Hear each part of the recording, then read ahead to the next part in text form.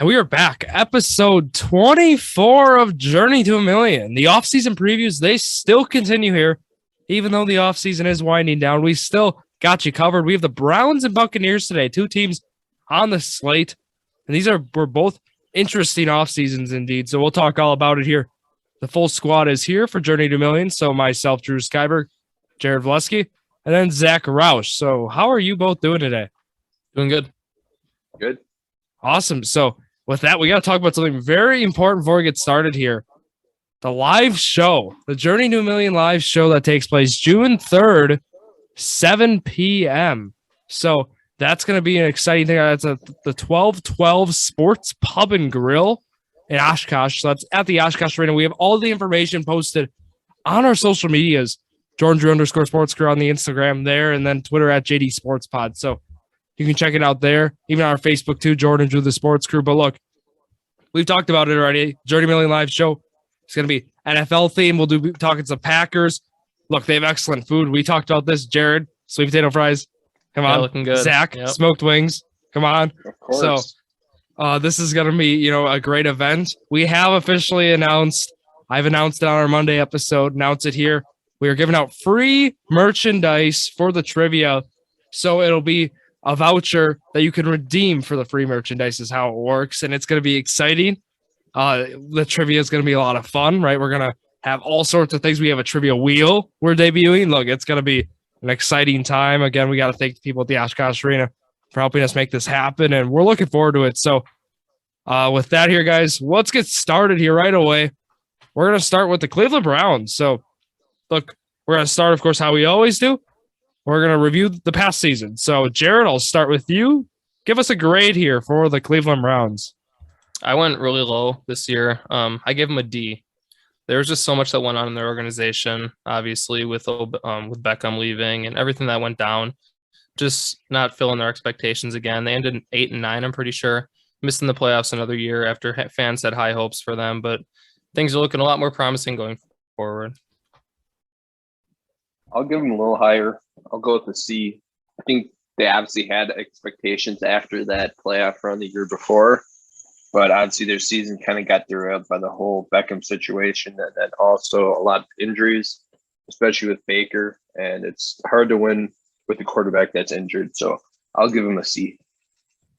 I'll go C-. Look, Browns have been kind of told, it's kind of like the 76ers, I feel, trust the process. We're going to trust it. And I know we've seen the 76ers actually have some success to some degree, but look, the Browns just they're not there yet. And then with that, we see what they do in the offseason. Now we're talking, I think. So kind of the transition here into the offseason plans. Right. The main concern was, at least personally for me, was look, can you win with Baker at quarterback was the question. And I think they took the right approach to that question. I think you could, but I don't think, with the team they had, I don't think you could. So with that, then you go out, you go get your guy, you get Deshaun Watson. And I guess talking about this trade, we'll focus on this, of course, for a bit here. I guess, did you guys think that was a good value for him, giving up all the draft capital they did overall? I guess, Jared, we'll start with you. I just thought it was really risky. I mean, this guy might not even play. As of for recording this, I mean, it hasn't even passed through NFL yet. They were talking today, but I mean, he's not even guaranteed to play. So giving him $230 million guaranteed is like really risky. He is a top quarterback in the league. So I do think that he deserves his money. It's just going out and doing that, just putting all your faith that this will turn out. Because if this doesn't, I mean, they're stuck with Baker, and that's just what they have to do. So, I mean, I think he's worth it, but it's kind of risky for what they did. Yeah. Also, I mean, if he does get suspended, I don't think they're stuck with Baker because I don't think Baker's going to play for him. That's a possibility. I think they went out and signed some quarterback that he's kind of like a backup type guy, but he's going to be a solid backup. I can't think of who it was now, but it was risky. I do like the move, and with the contract how it was, I think they're definitely looking at more in the future. Just because they did kind of do Deshaun a favor this year with his base salary being really low. So if he does get suspended, he's not losing a whole lot of money this year. Obviously, if it's more than 1 year suspension, which I highly doubt, he would lose money then. But I do like the move. I've seen you quarterback. They went out and got their guy. Jacoby Brissett's the name you were thinking of. Yeah. There who they went out and That's it. got. And yeah, looking what they did, I think you guys you hit it right in the nose, right? Yeah, they went out, they got their guy. They took the risk, right? And, odds are, personally, I think we're going to see maybe some sort of discipline. I think you have to at this point, right? Being 22 counts, I know. But it's just a matter of how long. I can't see it being more than a season either. So I think that in the long term, I think they'll be just fine. And, Deshaun Watson, look, certainly a big upgrade, a huge upgrade over Baker Mayfield, I think. And we'll get to the record prediction, but I think this is going to be a great squad if he's able to play the full year. I think this is going to be like regular season wise from start to end. I think they're going to be an excellent top to bottom squad. And I guess with that here, let's talk about some of the offseason moves they made.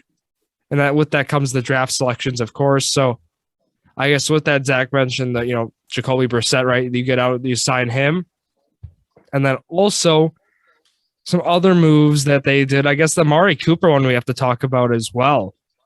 They get Amari Cooper and a 2022 6th round pick.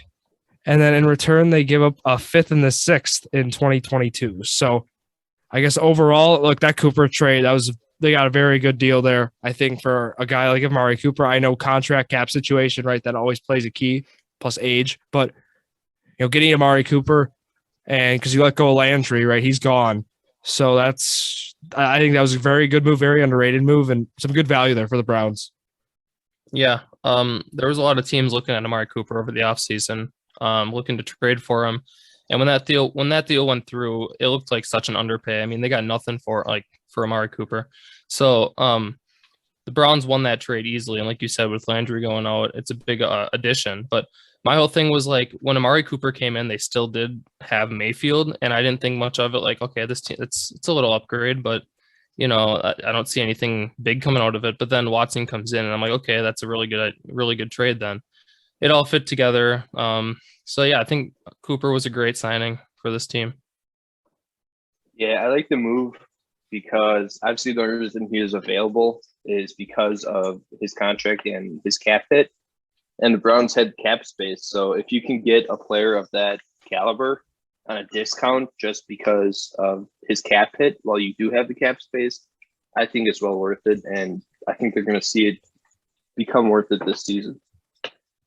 Yeah, especially with hopefully having Deshaun Watson, under center this whole year. So Denzel Ward, then we got to talk about. He gets that extension, which is no longer the highest paid quarterback annually, as that goes to Green Bay's finest, Jair Alexander. But anyways, we got to talk about Denzel Ward. So it was a 5-year, it was a $100.5 million extension, what he signed. And so I guess overall, right, you lock up your cornerback. I'm just saying, components for a winning team is where I'm going with this. Have a lockdown corner, have a phenomenal quarterback, solid pass rush. Right now the Browns are checking a lot of these boxes, I think. So I guess the Ward extension you guys are a fan of as well, right? Yeah. And I mean, going into the draft, they got what they needed to get. So like they looked at their pieces, they saw they needed a few pieces, and they filled those gaps. I think this is a really good team. Yeah, I like that deal too. Obviously by the end of his contract, same with the Jair one, they probably will be around like the 10th mark for highest paid corners. Just how the contracts work. So I do like the deal. Yep, of course. And then let's go to the draft here. So Cleveland Browns, they had a lot of late round picks here. Rounds 3 through 7 were dominated here by the Browns. So I guess going through like positions they got right. They got a cornerback. They got a couple DNs. They got 2 receivers. They got a running back there in Jerome Ford. I always like to point out, the running backs, or even a kicker here, Cade York, they get that in the 4th round. So out of LSU. But overall, I guess, getting Jerome Ford, that's interesting there out of Cincinnati, the running back from the Bearcats. And I guess their draft, wasn't that exciting. Again, not having a lot of those, prime picks, let's say. But, overall, they satisfied some needs. They got some depth, right? That's what you look for in the draft. But I think most of the squad, I think this squad's ready, I think. So I guess, was there anything else you guys want to talk about out of the draft?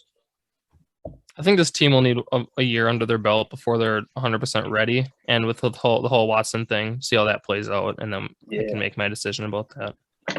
I see Watson getting probably a 6 to 8 game suspension if he does get suspended, somewhere in that range. So I think that either way, it's going to take a couple weeks for them to kind of get it together and kind of get that consistency with each other. And then after that, it could be like a Chiefs team last year where at the beginning of the season, they really weren't playing that well. And then the last half, they really came out and looked like the old Chiefs team that we were used to seeing.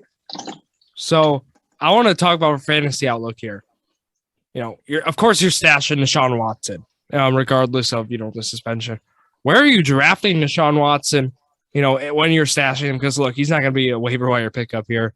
My thing is, like, you go out, just look at that fantasy draft strategy. Go out, you get your guy, your quarterback, right? Are you going to get, like, Watson? Because arguably he could still, you could get him maybe at a discount, or you might go at a premium. I think it depends on who you're drafting with at that point. But I guess, where would you guys be looking to get Deshaun Watson? Because, at me, I personally would want to get my starter who I know will be playing, as of before the season starts, 17 games, right? But of course, injuries can happen and such. But then possibly if I can get him on some sort of discount, I'd be looking. But overall, I think Deshaun Watson, probably won't be a part of my fantasy football team here this year. But what are you guys looking at for that?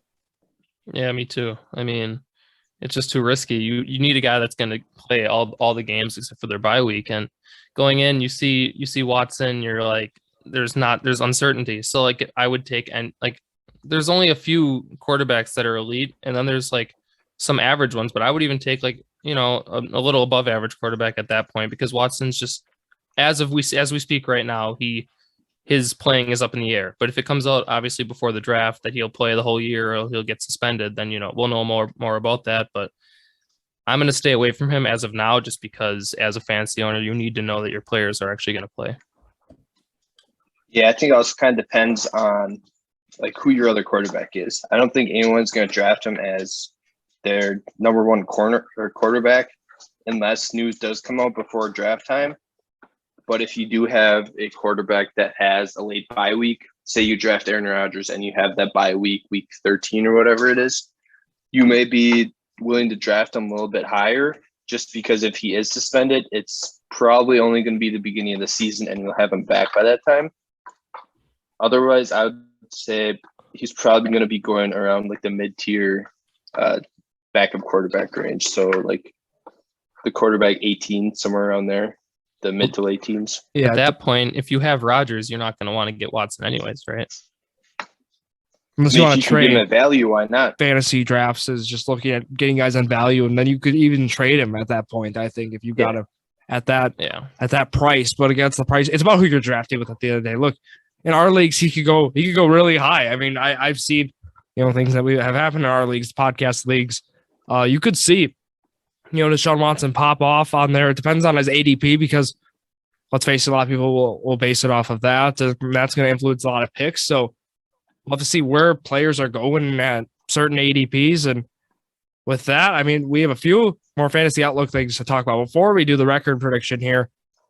Kareem Hunt and Nick Chubb. So how are you assessing it? Are you guys assessing it same year, same thing every year, right? Where, it seems that we'll see Kareem Hunt get a lot of those receptions out of the backfield, and then Nick Chubb be that main focus runner. But I guess, I'm a Nick Chubb dynasty holder, and I've been shopping him a little bit, and I'm just looking, I think he's like 20, he's approaching, he's 26 right now. I think he's turning 27 shortly here. So, they usually say 26, 27 is the year of running back decline. Of course, that, it's a variable thing between different players, but overall, how are you guys assessing this? Like, let's say a 1-year league. Are you looking to draft, Nick Chubb or Kareem Hunt? Or Zach, we'll start with you. What are you feeling about that? I'd probably take Nick Chubb in the end of the second if he's sitting there. I don't know if he will be, but I would take him, be comfortable taking him end of the second. And then Hunt, if you go wide receiver heavy, he would be a good running back too if you go kind of running backs early, I would say probably running back 3 or 4, just because you need those other spots to fill those receiver, tight end, quarterback positions. So it kind of depends on what you're looking for in the early rounds. But I would be comfortable with Kareem Hunt as my second running back if I was a wide receiver heavy team. Yeah, I've had Nick Chubb every single one of my drafts. Every single one I've drafted him so far. It's been like 4 or 5 years, and he's never disappointed me. Not a single year. He even when it looks like he's not performing, he'll always have that 50-yard breakout run that he always has, and he always ends with over 100 yards somehow.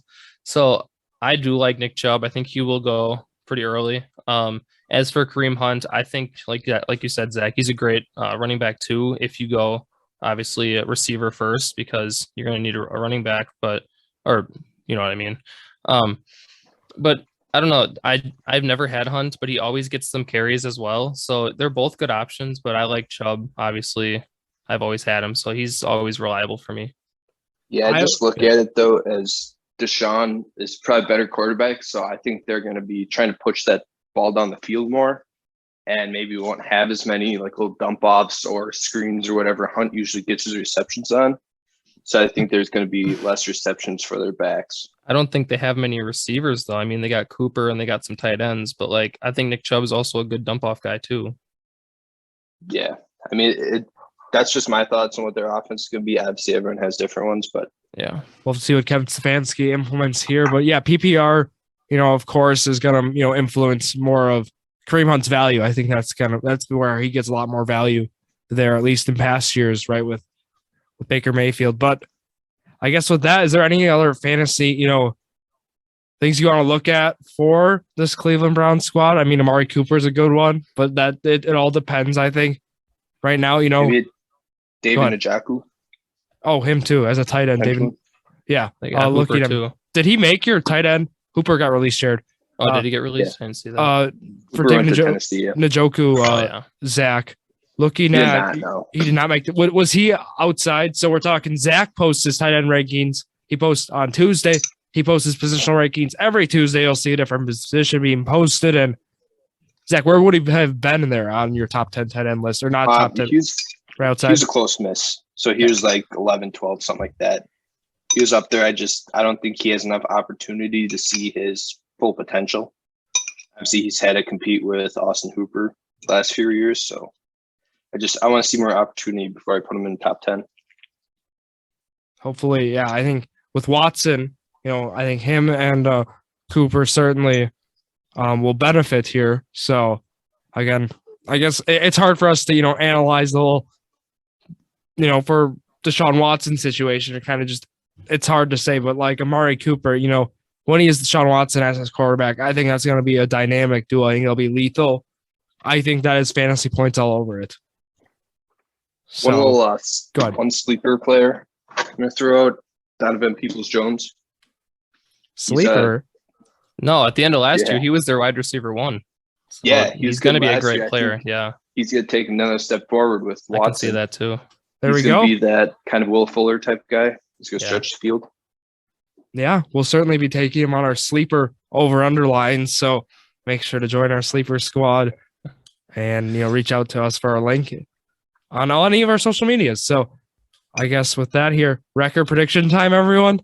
I think so. This is going to be fun. Well, after how last week's went, here we go. I can actually say the schedules now. This is cool.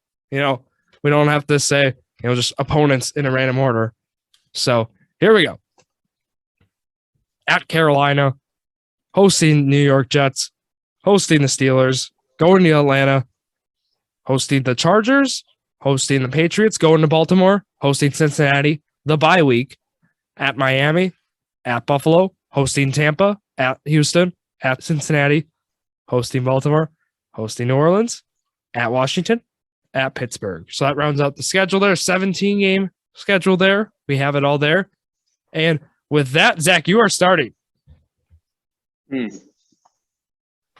think it helps them that they have some easier games at the beginning, and their tougher games are kind of that week 10 through 15 range. So I'm going to go 11-6. That was my record. Okay, but Okay. Should I go next? Yeah, Jared, go ahead.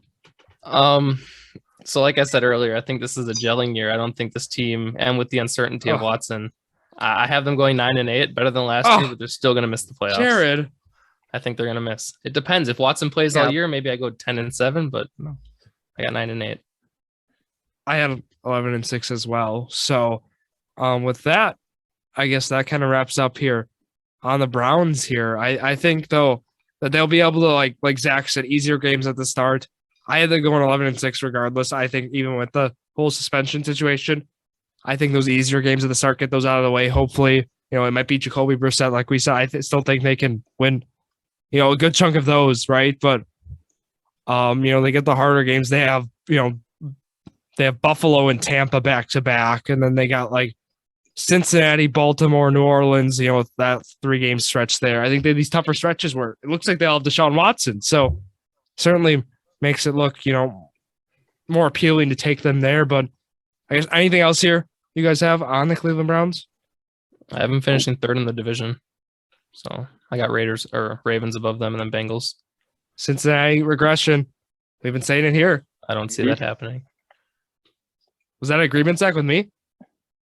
Yeah. Good. Oh, wow. Okay. I think they'll be worse than last year. I don't think they're going to regress that bad, though. They're definitely not going to the Super Bowl again. Oh, no. They're going to still win their division, I think. don't see it. I think they'll still win their division. 1 year wonder. Well, I saying. I think Bengals, Browns, Ravens, or all three of them are within one game. I think Ravens go, a little. Yeah, I agree with that. I think the Ravens are underrated. I mean, I personally, they go on in the 6-game losing streak to end the year. They have a couple 2-point conversions that don't go their way. I think this team is, plus injuries, didn't include that. I think this team might be, might finish better than Cincinnati. Look, we talked about with both the teams. I think they certainly could do that.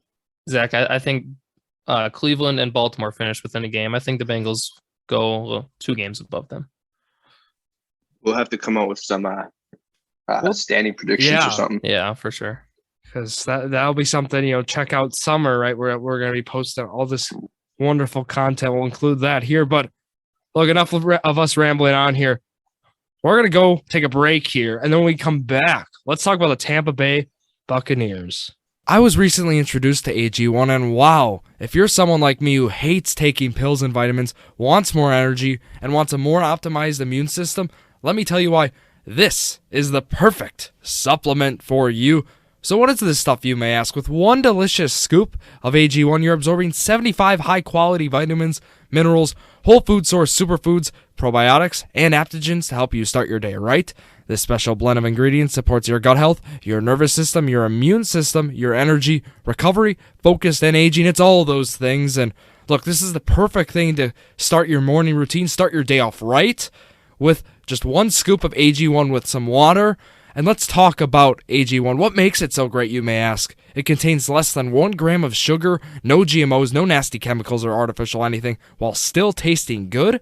Tons of people take some kind of multivitamin, right? And it's important to choose one with high-quality ingredients that your body will actually absorb. And let's talk about the price, right? You might be asking about that. You're investing in an all-in-one nutritional insurance, and with that, that's going to save you money, right? It costs you less than $3 a day while you're investing in your health, and it's cheaper than that cold brew habit, which I do have. I do love my coffee, but talk about what the founder did here. He created Athletic Greens after experiencing how difficult it was to create an optimal nutritional routine on your own, and I can attest to that. It is extremely difficult on a day-by-day basis. Athletic Greens, they also have over 7,000 5-star reviews, so you are getting the best when it comes to Athletic Greens. And also, they're a climate-neutral certified company, so they care about the environment. And for every purchase, they donate to organizations helping to kids in need, including No Kid Hungry here in the U.S. And right now, it is just time to reclaim your health and arm your immune system with convenient daily nutrition. It's just one scoop in a cup of water every day. That's it. No need for a million different pills and supplements to look out for your health. Look, to make it easy, Athletic Greens is going to give you 1 year's supply free of immune-supporting vitamin D and 5 free travel packs with your first purchase. All you have to do is visit athleticgreens.com/emerging. Again, that is athleticgreens.com/emerging. athleticgreens.com/emerging. EMERGING. And that is to take ownership over your health and pick up the ultimate daily nutritional insurance. Episode 24 here resumes on the podcast as we talk about our second team, the Tampa Bay Buccaneers. And boy, they had quite the offseason. But first, let's talk about the regular season, their past regular season. So I guess their whole season as a whole there. But same Journey to Million squad, of course, here for the second half. Myself, Zack, Roush, and Jared Valesky. And with that, we'll start with Zack here. How would you grade the Tampa Bay Buccaneers past season? B plus. I think they had Super Bowl expectations, hopes, whatever you want to call it. That's what their goal was. They didn't get there, fell a little short. They had a good regular season. And yeah, I guess they're running it back with pretty much the same team, minus a few guys, but yeah, I said about the same. I said B.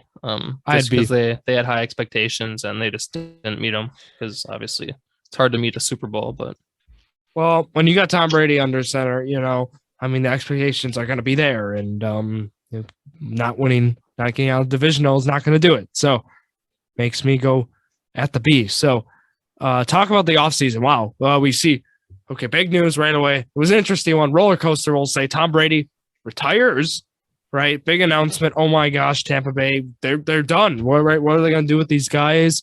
They're going to need a quarterback, this and that. But look, then everyone had that feeling, right? There was that gut feeling that he's not done. He's coming back, and that's exactly what happened. Tom Brady then comes back, but we do have some big news. I think one of the bigger news stories of the offseason for especially this squad here and the whole NFL is a new head coach.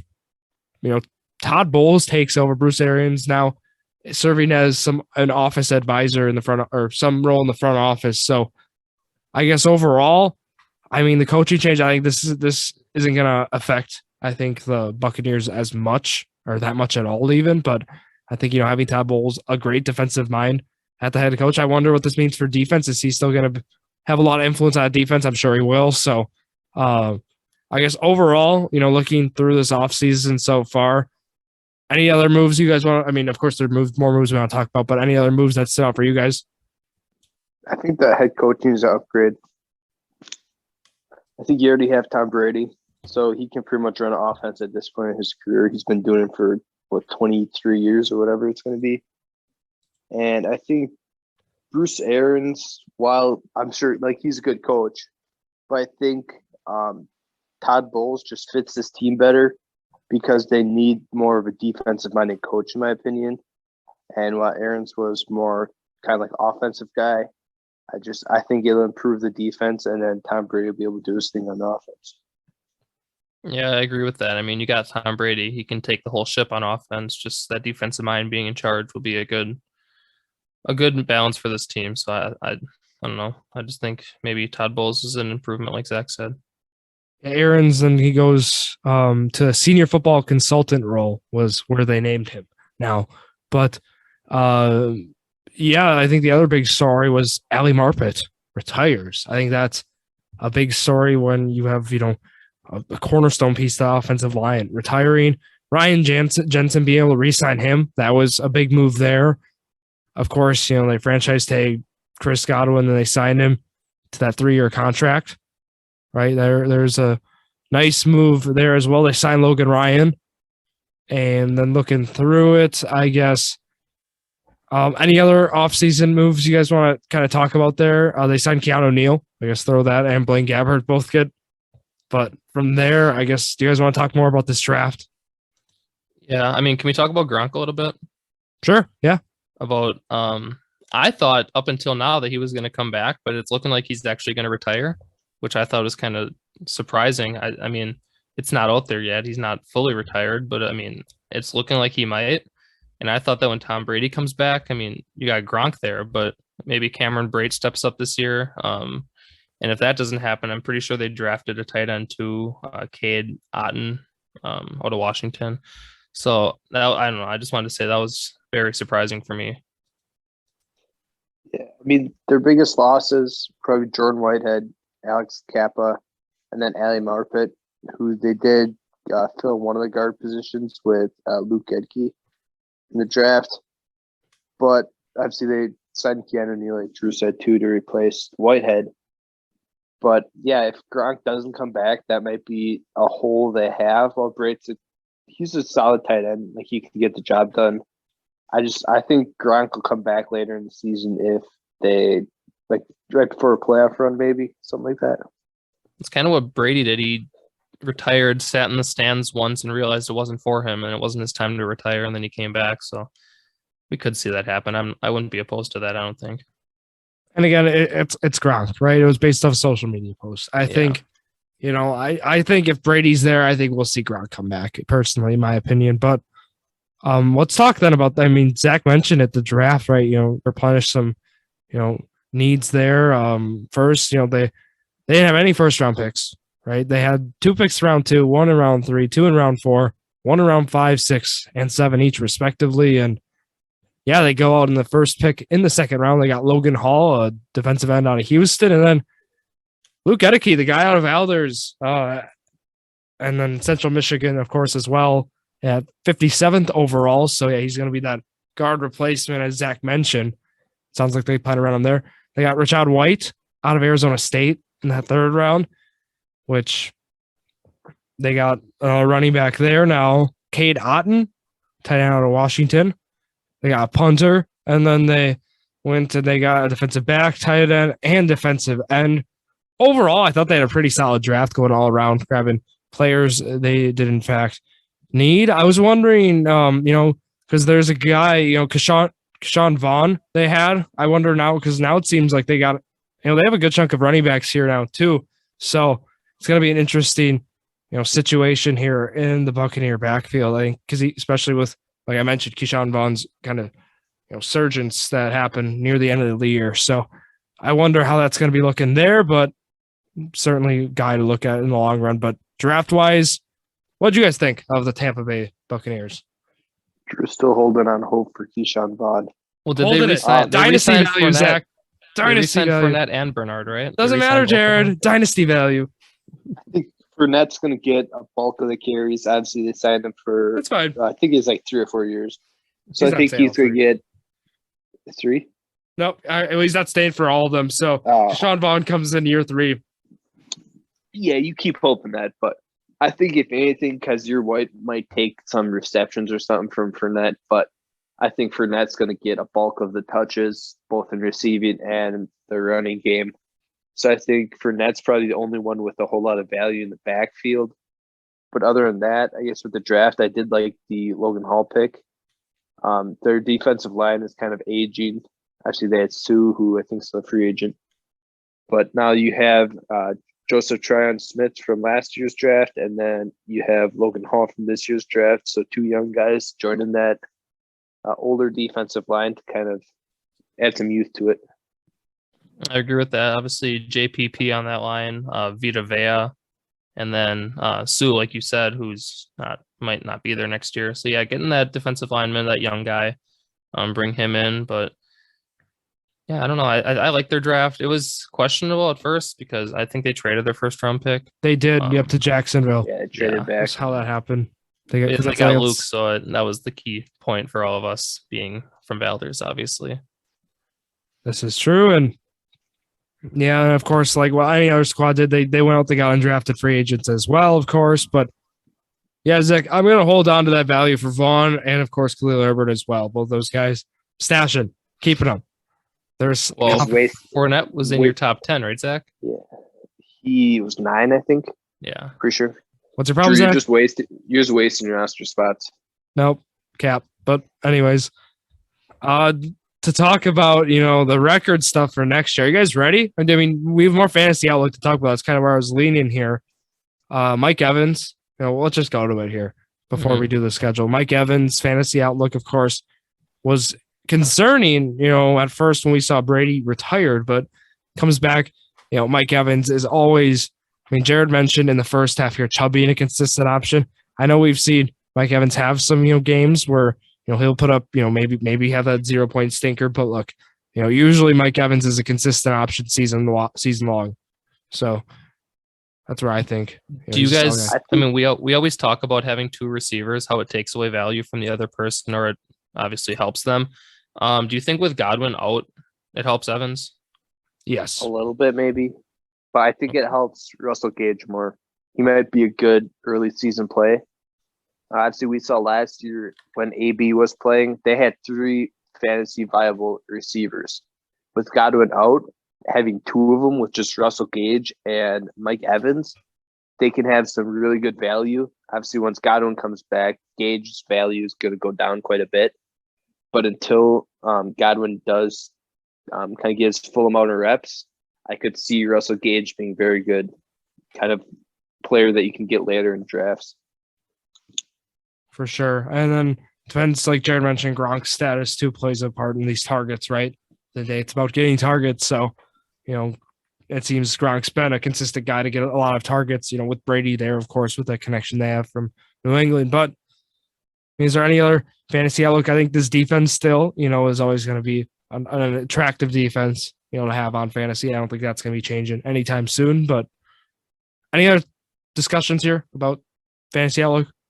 I don't think so. All right. So let's go to the record prediction here. This is going to be an interesting one as well here. So here we go. The 17 opponents for the Tampa Bay Buccaneers in 2022 to 2023. Here we go. At Dallas, at New Orleans, hosting Green Bay, hosting Kansas City, hosting Atlanta, at Pittsburgh, at Carolina, hosting Baltimore, hosting the Los Angeles Rams, hosting Seattle. And that game's at Germany, so they're not hosting them. It's a bye game at Cleveland, hosting New Orleans, at San Francisco, hosting Cincinnati, at Arizona, hosting Carolina, Colorado Panthers, and then at Atlanta to round out the year. Where are you guys going on this, Jared? Go to you. I have them finishing 12-5. I saw something that said that they were predicted to win 9.4 games, which is the 4th most in the NFC at a 43, and they also have a 43% chance to win their division. I think that with Tom Brady, no way you win 9 games. I'm sure they're going to go over that, but I think they're going to go a little over that. I think did they finish 12-5 last year? I think they did. I think so. Yeah, I think they repeat. They have basically the same team. I think they just do the same thing they did last year. I'm gonna go 11-6. They got some tough games early in the year, and I think the missing Godwin is gonna kind of show, especially against good teams like Green Bay, Kansas City, those types of games. And I think the Saints, even without Sean Payton, are still gonna take at least one from them. So obviously, like traveling across to Europe is really tough too. The week after that week, obviously we've seen some crazy things happen overseas, but I'm gonna go 11-6. Yeah, I'm gonna start picking for you, Zach. Otherwise, it looks like I'm just tailing you. But I'm going 11-6 as well. I had, for me, the key thing was, I think they lose opening night. I think they lose against Dallas. They're at Dallas, and then I think like Green Bay game's gonna be tough. Kansas City, thankfully, they get both those games home, but I think they play the Rams again, a rematch there. I think the start of their season, I think it's going to be tough, but the schedule does get noticeably easier near the end, last 4 games. But overall, yeah, this is still a playoff team. You got Tom Brady. Basically, everyone's returning. Some, offensive line is going to be probably weaker, for this first year here. But, defensively, it's fairly similar. And, I like this Tampa Bay squad next year. But anything else from you guys here? Go ahead. The Shaq Mason trade. We didn't even mention that for 5th. Oh, we not. That was good value. Yeah. Yeah. Thank you for including that there. I mean, also if happened early, if Drew Brees does come back to the Saints like he's been rumored to, I mean, maybe they take one. Wow. Maybe I don't think it'll happen, but it's been talked about. They should stick with Winston. I think so too. Famous Jameis. Is that even a saying? Never say that I might again. have just made that up. There you go. Zach, is dubbing people with nicknames now. So, It's gonna catch on. It'll catch on. all right, what was it? Famous Jameis. Famous Jameis. There you go. So, with Next that year's here title. to wrap up, social medias, of course, we mentioned in the first half, Jordan Drew _sports crew on the Instagram, at JD Sports Pod, the Twitter, and then Jordan Drew the Sports Crew on the Facebook. Again, June 3rd, live show. Rebranding happens. Logo will be unveiled. Look, it won't be called Jordan Drew the Sports Crew. It will be called something new, and we'll leave it at that here. So, thank you all for listening to yet another episode of Jordan Drew the Sports Crew, the journey to $1 million, the perfect podcast for you.